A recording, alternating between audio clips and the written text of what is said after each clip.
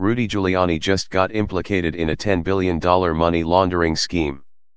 As special counsel Robert Mueller gears up to deliver his findings on the FBI investigation into Donald Trump and his campaign's ties with Russia, Trump personal lawyer Rudy Giuliani has gone under the radar. But a new revelation from the DC report explains why he is probably running scared. A human rights organization has asked Dutch prosecutors to open a criminal investigation into multi-billion-dollar money laundering schemes that they say were aided by Giuliani and his old law firm. As revealed by DC report, the complaint is aimed at examining how much money stolen from a former Soviet province ended up benefiting Trump. He is named 16 times in the complaint's footnotes. The complaint describes one of the biggest fraud cases ever in which some of these money flows ultimately ended up in the Netherlands because Dutch service providers helped to cover up the money laundering acts. From DC report, the money laundering network started in Kazakhstan, where a figure of up to $10 billion was purportedly embezzled, the complaint asserts. This money was subsequently circulated by two Kazakh oligarch families via a worldwide network of shell companies. A number of these companies were established in the Netherlands. The money was subsequently invested in real estate projects in the United States and Europe, after which it was paid out as profits via, once again, a network of shell companies. The complaint asserts that some of the missing billions were run through Dutch shell corporations with help from Rudy Giuliani's old law firm, Bracewell and Giuliani. Until 2016, Giuliani was a partner in the 470-lawyer firm.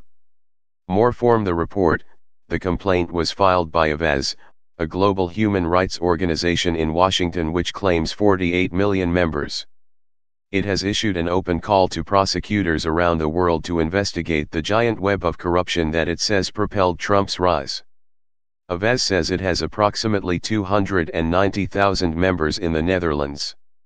The complaint was filed October 22 with JJM van Dissets of the Dutch Public Prosecution Service by Barbara van Straten, a lawyer in Amsterdam.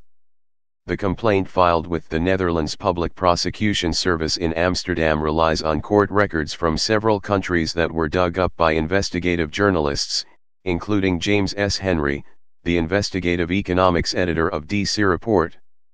The $10 billion theft was uncovered by PricewaterhouseCoopers during its 2009 audit of BTA Bank, the largest in Kazakhstan. In addition, there is about $300 million missing from Almaty, the largest city in Kazakhstan. Court documents identify the suspected thieves as Viktor Krapunov and Mukhtar Ablyazov, oligarchs whose families are bound not just by extensive business ties, but also by marriage. Krapunov is the former mayor of Almaty. His son Ilyas is married to Ablyazov's daughter. There are strong indications that the revenues of these crimes were probably mixed via a complex money laundering network, and there was a great deal of mutual overlap between the companies and people suspected of the crimes, the complaint states. Both Krapunov and Ablyazov are fugitives. While a number of journalistic investigations have looked into Trump's dealings with oligarchs and their money using public records and sources, they were limited to public records, which are often scant. Dutch prosecutors, however, have the power to subpoena banking and other records, forcing their disclosure to prosecutors and, potentially, the public.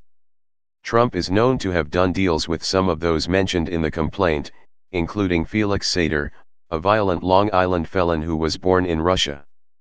For years Sater traveled extensively with Trump, working on deals named in the complaint and handing out his Trump Organization business card. Despite these long ties and both videos and still photos showing the men together, Trump claimed during the presidential campaign that he would not recognize Sater if they were in the same room. Sater is believed to be cooperating with Robert Mueller, the American special prosecutor investigating Trump. In one deal involving Sater, millions of dollars from the Trump Soho hotel and apartment tower disappeared into an Icelandic bank that was under the control of a Russian oligarch. That bank was part of a multi-billion-dollar scheme to defraud Dutch and British pension funds. Trump has testified that he was due 18% of profits from the building. Trump's Soho project has multiple ties to an alleged international money laundering network. Title deeds, bank records and correspondence show that a Kazakh family accused of laundering hundreds of millions of stolen dollars bought luxury apartments in a Manhattan tower part owned by Mr. Trump and embarked on major business ventures with one of the tycoon's partners, the British newspaper The Financial Times reported after an extensive investigation. Trump and his partners, the FT asserted, engaged in condo sales that appear to have violated the Patriot Act, the post-9/11 law that requires banks, developers, and others to know who their customers are and the sources of their money.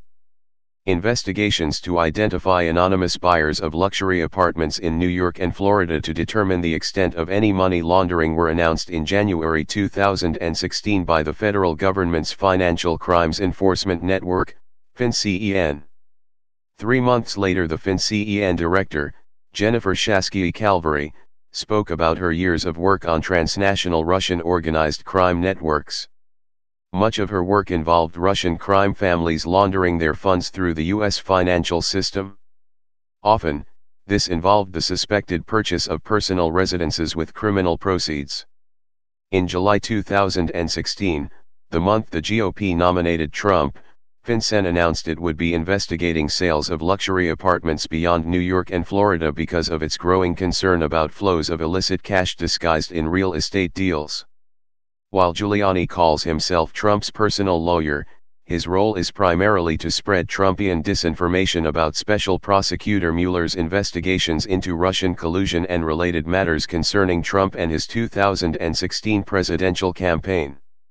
Because Giuliani appears on so many cable and other television shows, but not in court, MSNBC host Lawrence O'Donnell calls the former New York City mayor Trump's TV lawyer. Neither Giuliani nor anyone at his firm Giuliani Security and Safety LLC responded to requests for his side of the story.